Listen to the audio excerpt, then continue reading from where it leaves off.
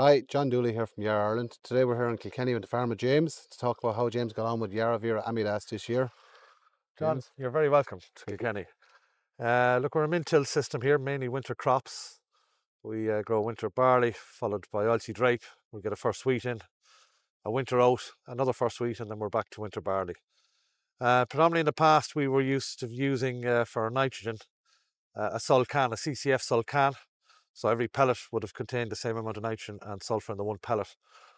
And the reason we like CCFs is because we're throwing at 30 metres, and we find that if it's not a CCF, you don't tend to get the full spread of the same nutrients right across the 30 metres. I'm buying about 400 tonne of the YaraVera Amidas, which is it's the Yara urea equivalent to a CCF SulCAN. It is a CCF 40 nitrogen and 6 sulphur in the one pellet. It spreads equally as good as any of the SulCANs I've ever spread, which is unusual for urea. It's all coming out of the one factory in Icicle, which is great because then I have the same product. So if I order a bag of, well, not a bag, if I order a lorry load of the Yara sulphur fertiliser, YaraVera, Yep. if I order that in December or in February or in March, it'll be the very same constituency, which is important because when you set up the spreader once, you don't have to go back and reset up the spreader again. Now, during the course of the year, we did use trays to check the spread pattern. So I set up the spreader in March, and occasionally I would get a notion and throw out trays and check. And once I set up the spreader, I never ever changed it.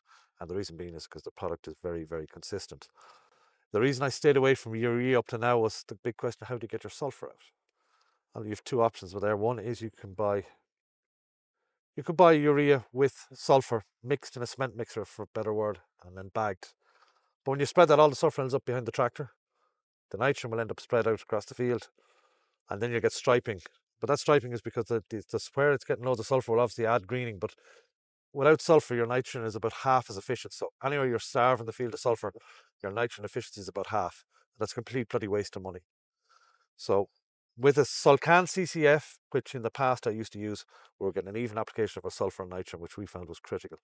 And now we've got a urea-based product, which is doing the very same job. So it's a CCF pellet with the nitrogen and the sulphur in the one pellet.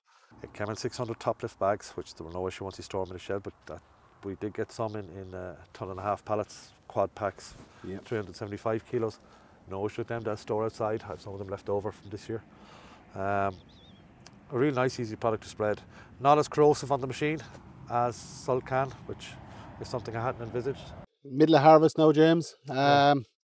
Seeded a combine. Lads happy, very consistent growing crops when it's all said and done. Yeah, look, this year's no record-breaking yields, but that's due to the fact that we planted in difficult conditions.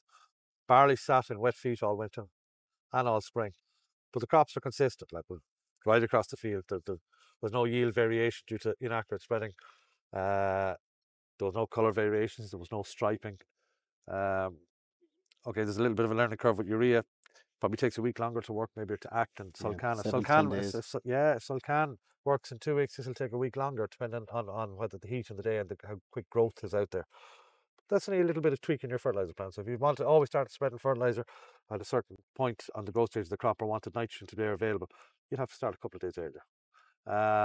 That's very, very good advice, because I think there's a thing that a lot of people have got caught on this year. All right. Yeah. Yeah, the other thing just to bear in mind that people talk about volatilization with urea. Well, winter crops, we start spreading in March, maybe on barley. I generally don't put nitrogen on wheat until April unless I need to try to get tiller numbers to survive. But like volatilization really doesn't take place until you're above 18, 20 degrees. Would you agree with that, John? Or maybe even more? Yeah, it's in around that. I'm right in around that. Like, so normally in the springtime we're not at those temperatures. And when I'm putting my last split of nitrogen on the wheat, it's on flag leaf. So even if you are at 20 degrees, if you're lucky enough to have 20 degrees heat, you have a microclimate or like a rainforest underneath that canopy. But I don't think volatilization is a risk in winter cereal production. And also, if you look at the 40 N side of the Amidas, 35 is in uric form and 5 in the ammoniacal form. So it does help even bring that down a bit, and also even helps a bit more availability quicker, like, yeah. Right, yeah. That's the technical side, John. I'll leave that to you. I'm just telling you, I'm the practical side. Yeah. Yeah, look, overall, we'd be happy to recommend Amidas. I'd have no issue. If you have a shed to put it in, buy it in the 600 quad packs. It's no big deal. It does keep well. It spreads well. So it's not as corrosive as SulCAN. And Yeah, look, I'd be happy to recommend it. James, thank you very much.